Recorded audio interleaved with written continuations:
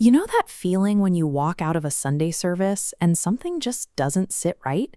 You leave carrying more weight than you walked in with, and you're not entirely sure that's what was supposed to happen. The intentions are good, the people are kind, yet you feel a strange pressure, a sense that you've just been given a new list of things to get right before you come back next week.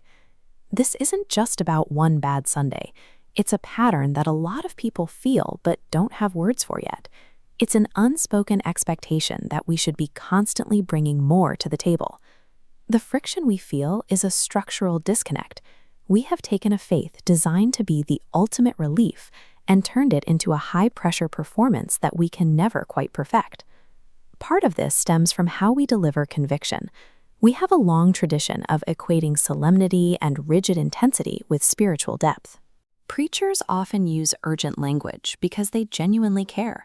But there is a massive difference between being called higher by someone who loves you and being scolded by someone who thinks you aren't doing enough.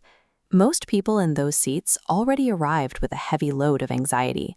They are already struggling to keep up at work and at home. They didn't come to church to get more of that. When we lead with more pressure, the church stops being a sanctuary and starts feeling like just another arena where we are falling short. This pressure comes from an ancient framework we inherited, a tradition of law where staying right with God meant doing the right things in order. This old system was a checklist. You stacked blocks of effort against an impossible scale. Jesus brought that balancing act to a full stop. He replaced human effort with a bridge, making proximity to God a gift rather than a status. Christian burnout is essentially a systemic error. We continue to agonize under an ancient theological operating system because we act as if the ultimate update never actually installed. Our inability to be enough on our own isn't a personal failure. It's actually the intended design of the new covenant. We exhaust ourselves trying to light our own spiritual fires, but the job of a believer is much simpler. We are just the breath that fuels a fire God has already started. Spiritual fruit like joy and peace can't be manufactured through sheer willpower. These things only grow organically when we stay connected to the vine. Real discipleship is a quiet surrender.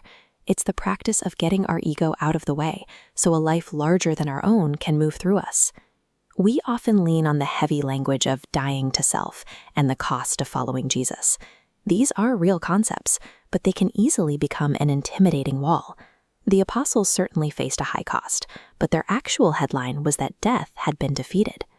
They didn't die because they were volunteers for suffering. They died because they were following someone into a victory that had already been won. Think about Lazarus. When Jesus called him out, he wasn't giving a lecture on the cost of discipleship. He was demonstrating that life had the final word. Leading with the cost of death instead of the reality of resurrection turns a secured victory lap into a grim death sentence. A healthy church acts as a safe harbor. It exists to lift people up when the world inevitably weighs them down, providing a space for relief rather than adding more weight to the backpack. The world will behave predictably. It will push back and create doubt. In those moments, you don't need someone auditing your performance or reminding you of your obligations.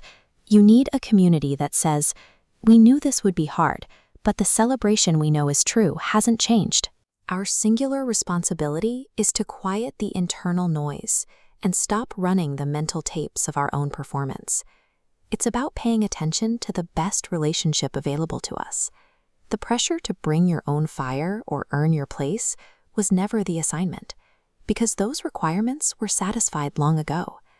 The path forward is to stay connected and let Him do the work He already promised to do. Just protect the joy you know is real.